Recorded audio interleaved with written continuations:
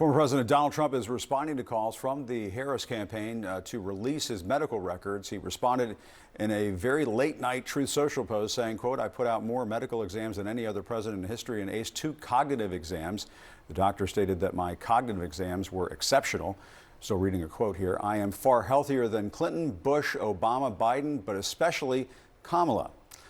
Just fact checking here, he has not released more medical exams than any other president in history. He has released relatively little detailed information about his own medical history. But let's continue this conversation with CNN political commentator Shermichael Singleton and Paul Begala. Shermichael, I'll go to you first. Is the former president hiding something here? What's going on? Look, I don't know if he's hiding anything, but what I do know is that he's falling for the trap. He's falling for the bait. And look, I got to give it to the Harris campaign for baiting the former president. Is exactly what she did in the debate they had several weeks ago, and he fell for it. This election is close. I would advise him, don't waste your time responding to this type of stuff. Focus on the issues. But I will also give credit to the Harris campaign. It's important to know what gets under your opponent's skin, and you're seeing it in real time. Yeah, Paul, Trump says he's far healthier than Clinton, Bush, Obama, Biden, and Kamala Harris. Your thoughts? Prove it. Prove it, Donald. Put out your medical records. Look, Thomas Jefferson said, when a person becomes a public official, they become public property. Okay? Our presidents have an obligation morally. They don't have one legally. I wish they did. They have a moral obligation to tell the American people about their health. We've had in history presidents hide health crises. I think of JFK, for example, had Addison's disease and lied about it. And we needed to know that. So I think this could be tragically serious. The reason, I've done this a long time, the reason politicians don't put something out is because they can't, right? Because they don't want to, because there's something in there they don't want you to see. He won't put out his medical records. And after this episode yesterday, where he stopped answering questions at his own town hall from his own supporters, and then stood there oddly for 39 minutes, swaying to YMCA and other disco. I mean, it was, seriously, think about it. Yeah, if your Uncle Donald did that at a school board meeting, you'd have an intervention. You'd call a doctor. Well, and there were all these questions about Joe Biden's, health and so on, and it led to his departure from the race. And I mean, what's good for the goose is good for the gander. So I heard. But let's show some of this rally yesterday. His rally derailed yesterday, Shermichael, after 2 attendees of the rally needed some medical attention, and then this happened. Let's take a look. Go and vote. Let me hear that music, please. Everyone, let's thank President Trump. Nice and loud.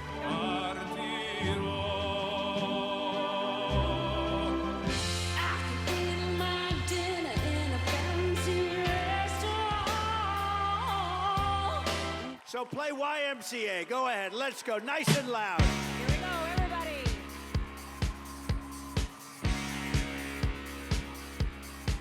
Yeah. They're playing YMCA. I'm just asking why, Shermichael? Why? 39 minutes. Look, Jim, I don't know. Look, the president, former president rather, is an unorthodox candidate, to say the least. I think we all know that. I take a lot of Paul's points. I think he has some validity in some of the things that he stated. But again, I think strategically speaking, and I'm just looking at this as objectively as I possibly can, the Harris campaign is, I guess, putting forward smart strategy, as I said before, in real time. We're seeing the result. The vice president's argument as of late has been, and even I think a day or two ago, she had a big screen up showcasing some of the former president's previous statements. And she said, listen to what he's saying. Listen to how unhinged he is. You shouldn't vote for this person. And now they're baiting him with the vice president in that interview with Roland Martin by saying, why won't he release his medical records? And then the former president is falling for that. So again, Jim, my point here is it's an effective strategy from the vice president and her campaign, and Trump is falling for it, and he shouldn't. He's playing right into their cards, right into their hands. But there's something else going on here, and that was supposed to be a town hall where he was going to take questions, and he just stopped taking questions and decided to keep dancing. He wouldn't do 60 minutes. He's not releasing his medical records. Pretty much the only time you see him do an interview these days, it's on Fox, which is basically like, professional wrestling. It's choreographed in advance.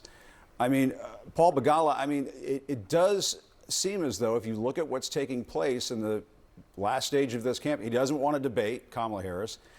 The Right. former president is he's not kind. He is hiding. He's hiding from taking serious questions in this final stage of the campaign. Yeah, look, I'm not a doctor, so I have no idea what's behind it. But I can just tell you as a layman, that boy ain't right. He needs a checkup from the neck up, okay? There's something going on with him. And yeah, it's Donald Trump. He's always eccentric. Go look at tape of him 9 years ago. Jim, you covered him every day at the White House.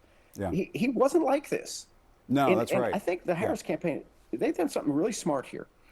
For the longest time, anytime Democrats talk about Trump, including myself, I was guilty of this, we would scream and yell that he was a dictator and a strongman. That only strengthened him with his supporters. Kamala Harris is pointing out the ugly truth, the sad truth, it's really sad, that he's now just weak and unstable and unhinged. It's not that he's always so powerful, strong. It's that that poor boy, I'm serious, like he needs a glass of water, he needs a nap. I don't know what's going on. Well, I mean, Jim, I will Jim, say- if I could just jump in quickly here, I will Yeah, say this. go ahead. It may be, and Paul, you and I have talked about this off camera, it may be a part of a strategy from the campaign. Maybe they think, God, if we put the former president out here more, if we put him out before adversarial journalists, at least from their perspective, he may say something that could potentially turn off voters. So maybe we play it smart, put him on Fox, and put him at his rallies. That could be a part of a tactical strategy from the campaign, But, and it wouldn't be a bad strategy. And I just want to say for the folks at home who are saying, oh, well, why are you picking on Donald Trump?